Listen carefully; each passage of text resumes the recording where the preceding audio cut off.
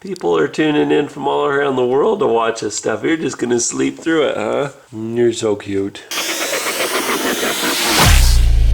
Brian's Mobile 1. Well, it's time to add another one. I've done a few clutches. I'm working on a 2011. It's a Subaru Impreza WRX, and we're doing the clutch replacement on it. There's a bunch of just little things that I'm going to include in this video, and the first of which is going to be how to pop out a CV axle. On older Subarus, you have a pin that goes through here that you got to drift out with a 5mm, 6mm drift, something like that. On these, it's a little different. And by different, I mean the same as everyone else, especially Toyota. What you want to do is you want to pop out the ring. You want to put the pry bar in here, but you don't want to damage anything around the transmission. So what I do is I favor where the bolt is, and that bolt is tied into a whole bunch of other stuff and gives it more support. Basically use the bolt as a fulcrum. You just pop it. If it doesn't come the first time, get a little better bite on it and see how it came free that time. And then you can come out to here and pull it from there. As for the other end of the axle, what I do is I take some spray paint and I spray paint the bolts on the strut first. And you can see there's a yellow tag line coming off of this one here. So I'll mark those so I know exactly where the bolt position was to the strut. That affects your camber, and that can affect, you know, a bunch of other stuff. You can see I got a little spray paint on the rest of it. Prevents rust, and it gives you a good witness mark of how it was. As for the nuts and everything on these, you got to hit those open. So this is my special chisel that I've ground down on the bench grinder to fit into a CV axle slot. You can see the little slot right there. So it's made to fit right into that, not just Subaru, but most anything. So here's the nut, and instead of being dinged down here, it just pops it right back up. So I do that. These are 32mm. If you have an impact gun, that's the best, but if you don't, you can get a breaker bar. Put it on there with a 32, get your buddy to stand on the brake pedal, and you can crack them loose that way. But you want to break them free before you go up in the air too far, but you do have to get the wheel off to get to it. So here's the bolt. You can see it's got all these marks and lines on it for reference, but you can just make your own with a paint pen or fingernail polish or whatever you got. Brace this one with a 19mm or 3/4 from the backside, and then zip it off with a 19mm impact or a ratchet and socket, whatever, on the other side. You can see that this is a cam bolt. When you twist this, it's got a bulge at the top. Now it's at the left, now it's at 6 o'clock. So anyway, that moves this so that it'll come in or out so that your tire will have camber or not have camber. This one's got a mess of camber. Let me show you. See how this side of the tire is fine? And then you look at the inside, it's just bald and slick. It's just almost down to the cords. It's just a mess. So if you mess it up, you get that kind of an effect. This is the top bolt that's the cam bolt on this particular one. And you got a couple of 12mm bolts. You've got one that holds your brake hose here, and then you got another one over here that holds your ABS sensor for your brakes. That enables you to get your axle to slide out. If it doesn't slide out easy, you can take a drift and just hit it with the hammer, just knock it through. Once you get it out, you can stick it over the top like this. There's a better shot of that little slot. And that's just a retention thing. If you have your nut come off, your bearing can separate. The two different halves of it are held together with that nut to your CV axle. So with that gone, you could have this half of everything come off with your tire. That'll ruin your day. This is like a T65 or T70 to get this drain plug out. You want to drain this one if you can. When you pull the axle out the rest of the way, you'll find that it's going to drip a little bit of gear oil. Deal with it. And I take those cap plugs. It's a cap and it's a plug like from the wrecking yard. I'll just cap both sides of it and then top it off when I'm done. So when it comes time to put them back in, support the end so it's as straight as you can get. You hold the end, you got a little bit of play on each of the boots. You want to twist it until it's keyed up, and then you basically use the back end of the CV axle as a slide hammer. If it won't go, rotate it 180. Still won't go, rotate it, key it up. Bam.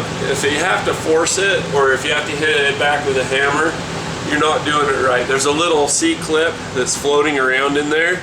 You have to make sure that that C-clip, 12-year-olds are laughing. When you have that C-clip lined up centered, it's good, but if it's hanging low, it's gonna block. You're gonna have like a metal bar, essentially, a metal paper clip or something hanging down, blocking access. So you rotate it 180, it allows it and take off the pressure and then hit it again. it should slide in real easy. Another trick is where the seal mounts to the axle. You can put a little bit of grease on that. Lubricating it will help your seal to last longer. It'll also help it to go in easier without damaging the seal. This is the front of the drive shaft. You can see if you look inside that it's got the splines, and then there's one that's different than the rest. You see the slot right there, and then you line up the back. These are balanced on some vehicles. I don't know if Subaru balances theirs or not. There's also another slip yoke right here. This is your carrier bearing. It just carries the middle section of it. And then this is your rear U-joint. So at the rear, you've got these studs in there. And you can see that one side's taken out, that goes toward the center. And like I say, some of these are balanced, some aren't. So what I do is I whip out the spray can and just spray along and just create a witness mark for it.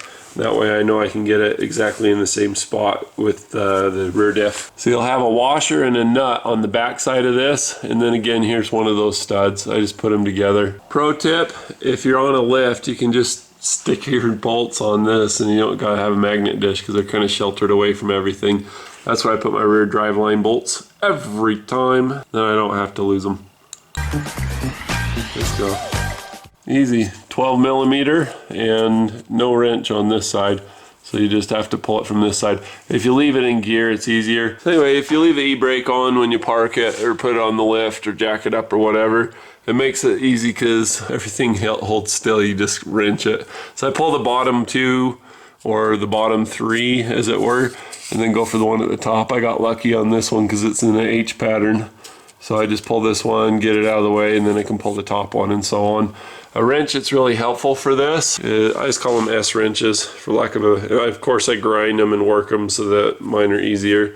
If you get the outside ground off and the top ground off and then get rid of the elbows a little bit, they work even better. But yeah, for the carrier, you just pull two 14 millimeter bolts here, and then you pull these 4 bolts here, pull the exhaust shield down, and then just slide it out of there. Easy peasy. This is what the bottom of your shifter looks like. This is the cup. This is like basically the cup that gives it something to sit in at the bottom. So it goes into here. You can replace these blocks here with poly ones, the Teflon grease. Poly squeaks a lot. It can be really noisy, but really stiffens and firms things up. Makes it feel like you're solid on rails. This is basically a brace between the transmission and the body. So this is a 12 millimeter bolt here. You pull this out when you're doing the transmission. So you just got a bolt here, and then once you get this bar out, you undo the bolt, bring it to the side, and it'll pull out at the bottom here. Then you can get to another bolt that says vertical. What this bar does, when your shifter's going side to side like this is being twisted, the upper rod, not the lower brace, but the upper one. It'll twist and then it pushes in and out. So depending on how far it's twisted is how far it is across the sides of the shift gate. So it pushes and pulls to the gears and twists to go side to side. So I've got the shift brace turned around backwards. You pull it out, this goes in here, you pull that out, pop it out of the rubber boot so it can drop down a little. Flip it around backwards, put this one on top, and just let this fall down. Boop, like that. So this is where the brace goes. Just pull everything out, leave this cradle in. We're gonna use that here in a minute.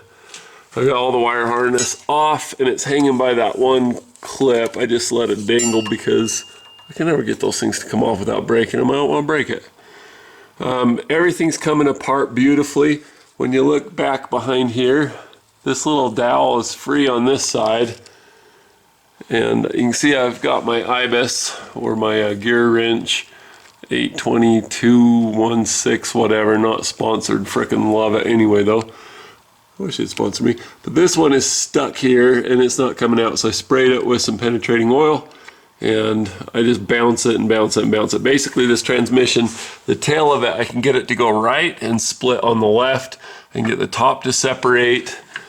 But that one pin right there is so rusted and so stuck. It's moved a little bit, but it's still just holding on like crazy. You see the split line right here. So I'm just trying to get that apart at this point. So we're throwing in the tripod and I'll show you my monkey dance that I do to get these to come apart.